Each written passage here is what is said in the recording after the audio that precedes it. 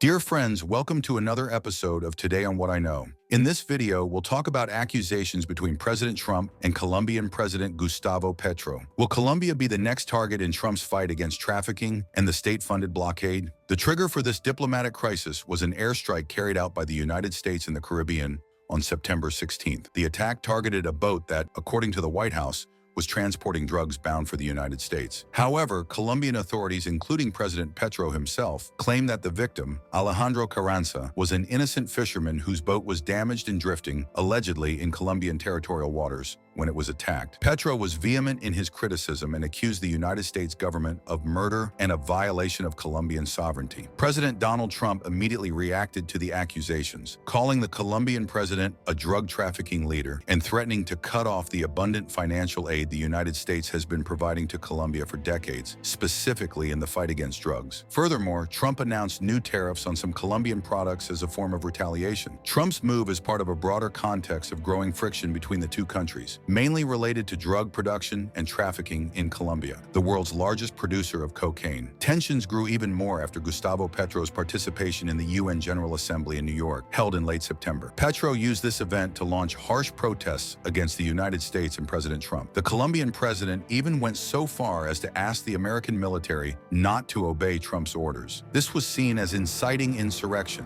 This was made worse by the fact that it was done by a head of state, an act so serious that it led to the cancellation of Gustavo Petro's American visa, which means he will no longer be able to enter the United States. Not even for UN events. Colombia has for many years been a top destination for US aid, especially in the fight against drug trafficking. Plan Colombia, an initiative launched in the early 2000s, aimed to combat drug cartels and far-left armed insurgencies like the FARC. But U.S. assistance has declined in recent years, with the demise of the FARC and the weakening of some cartels. This new aid cut threatens to further aggravate the situation in a country already struggling with rising violence and drug trafficking. With the aid cuts and the imposition of tariffs, Colombia may face even greater difficulties in its counter-drug operations. This is especially worrying considering that the United States has a strong military presence in the region with approximately 10,000 soldiers. Soldiers, accompanied by numerous aircraft and ships, have been carrying out maneuvers and attacks against suspected targets in the area for several months. Meanwhile, Venezuela, under the Nicolas Maduro regime,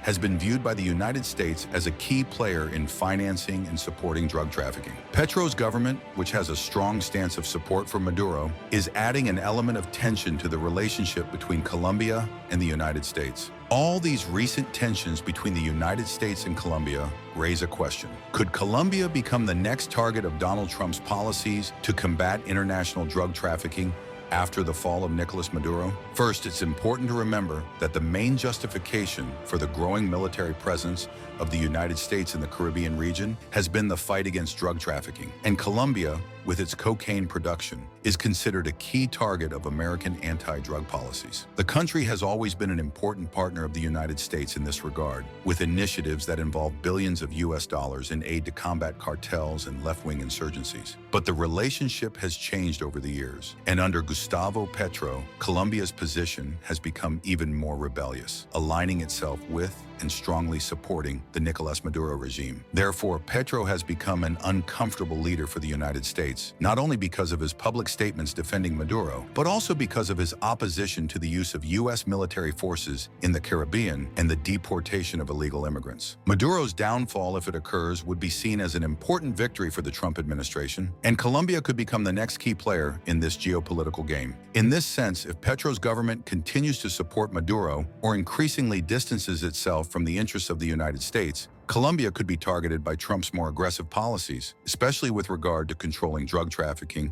and regional stability. Furthermore, with the imposition of tariffs and aid cuts, Trump has already sent a clear signal that he is willing to pressure the Colombian government. This could be an attempt to force Petro to adopt a stance more aligned with U.S. interests, or ultimately, it could reflect a broader strategy to destabilize the region, which could include harsher military or political actions against Colombia, similar to the pressure that the United States is now exerting on the Nicolas Maduro regime. And indeed, Trump, by calling Gustavo Petro a drug trafficking leader, equated him with Nicolas Maduro, officially classified by the United States as a narco-terrorist chief. Therefore, Colombia's situation could become even more delicate as the Trump government positions itself to consolidate its influence on the continent. In such a scenario, Colombia could find itself caught between two worlds. On one side, internal pressure to combat drug trafficking and serve the interests of its own people. And on the other, external threats from a superpower with strong strategic interests in the region. The future of the relationship between the two countries is uncertain, but the situation seems to point to a growing diplomatic confrontation. What's happening between Colombia and the United States illustrates the complex tensions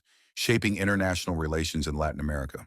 On the one hand, we have the fight against drug trafficking and the growing U.S. military presence in the region. On the other, there's a strengthening rhetoric surrounding the sovereignty of nations in the region. The outcome of this crisis remains to be seen, but depending on the actions of leaders, the implications could be very serious. And if you haven't subscribed to the channel yet, subscribe now and hit the notification bell so you don't miss any updates.